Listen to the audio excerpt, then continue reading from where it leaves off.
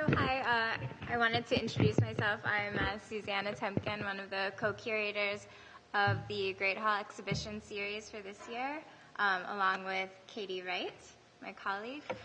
So for the fall semester, we are showing the works by Marta Chilindron, who will be talking in a few minutes. And last year, when the Great Hall exhibition series was inaugurated, I walked in and I thought to myself, I desperately wanted to show Marta's works in this space. So I'm very happy about a year later to have the sculptures installed. I think it works really great, a beautiful and enriching contrast with the historic interior.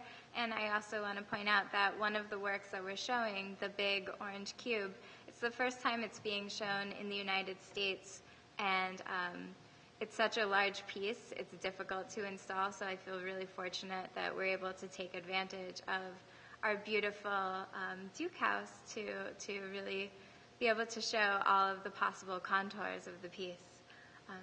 Katie? Yeah, one thing, as you've all been able to enjoy the show for a couple weeks now, just to let you know that it closes on December 5th, and public hours are Sunday from 1 to 4. Obviously, if you're here, we're going to encourage you to go see it afterwards. And one of our main goals of this year was to really push this program into new scholarship, and Marta's work is so fabulous, so we're really proud that we've produced an e-catalog that's on the IFA website, so we encourage you to check that out. They're beautiful illustrations, they're connections to some video demonstrations of her work, and that was one of the reasons why we're delighted to be here tonight, because this is just another avenue to explore her work in a really scholarly but informal, interesting approach. So thank you so much, and without further ado, let's get started.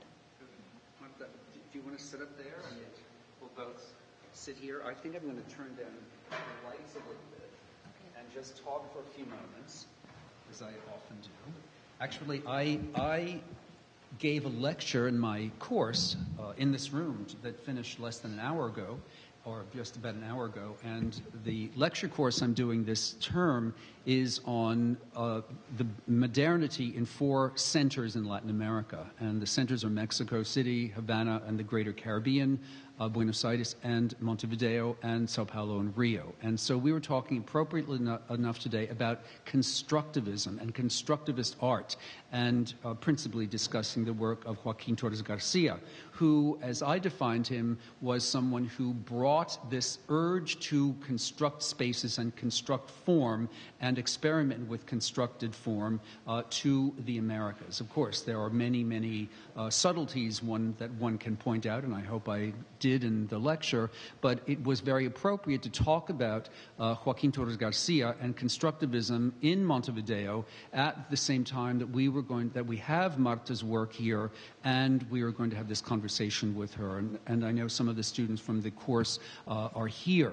I first got to know the work of Marta maybe, 4 or 5 years ago, not all that long ago, but then I realized that I had known it for much longer because I had seen pieces, I'd seen public pieces. She is an artist who's immensely productive, and what we see in the Institute display is a more recent facet of her art, but she has gone through various phases and has, it's actually very interesting that we will be having in our next Latin American Forum presentation, Luis Kamnitzer, because you have had a relationship with Luis Kamnitzer for many years, and Kamnitzer's work has many points of conceptual overlap with earlier pieces by Marta, and one of the things that attracts me is that she, at least in the more recent work, has taken constructivist form that we sometimes associate with artists that go as far back as the 1930s and 40s, passing through various places such as Brazil, and there are relationships that are very clear with some of the work of Lydia Clark, but very different, as well as constructivist artists today.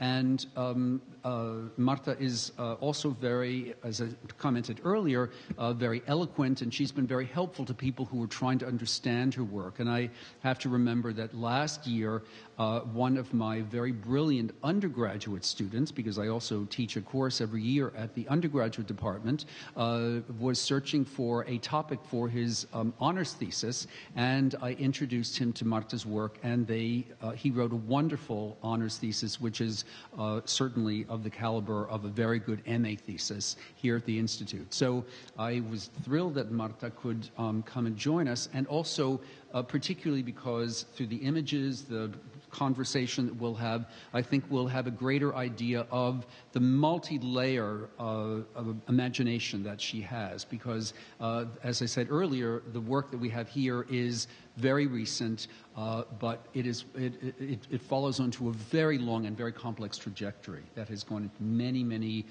areas that border on architecture. You have done important public art spaces. And I think, but actually, I'd like to ask you just one or two questions, and we can go into some images. You were born in Argentina, but grew up in Uruguay. That's right. And I'm always constantly fascinated by artists who cross borders and what they get from places. I was talking today about Torres Garcia in New York and what he got from New York and what he gave to New York, for example. So how could you discuss a little bit about your trajectory from those two countries in the south up to the metropolis of the north? Right. Well, actually, I was born in Buenos Aires, but I only lived there for a couple of years. My family moved back to Uruguay since my dad was from Uruguay. And I was raised there. I came to New York in 1969. I was 17. Oh, look, I'm giving away my age. And since then, I've been here. I went to school at Old Westbury, SUNY, State University of New York, where I met Kamnitzer. Mm-hmm. So basically, I met Kamnitzer before I ever heard of Joaquin Torres Garcia. So that's an interesting thing because, of course, I have the whole tradition of constructivism behind me. And you could see, this actually is the first image I have here that it kind of, let me see, try this as well. Okay, that it kind of goes back to that, the orthogonal system of the Latin American constructivists. This piece, I decided to include it on this showing because I think it has a lot of clues that gives what is coming afterwards. This piece is made out of wood. It could be shown in two different ways. Either, I don't have the other image. Okay, I guess you have to go back to this. Could either be shown flat on the floor or part on the floor and part on the wall. And this is because the center of the installation has like a virtual hinge there, in my mind. And it has, you can read it in so many different ways. I'm sorry, this is a long answer. No, that's okay. I'll interrupt you as I'm going to do in a minute. Okay. So basically, when I did this piece, I was at had a studio at PS1 from 1983 to 1985 as part of the National Studio Program. And at that time, I was trying to make environments, referring to, domestic environments, what was around me. My work has always dealt with perception and how I relate to my immediate surroundings. So these were all could almost be self-portraits, basically. In this case, is almost like a landscape. There's shapes.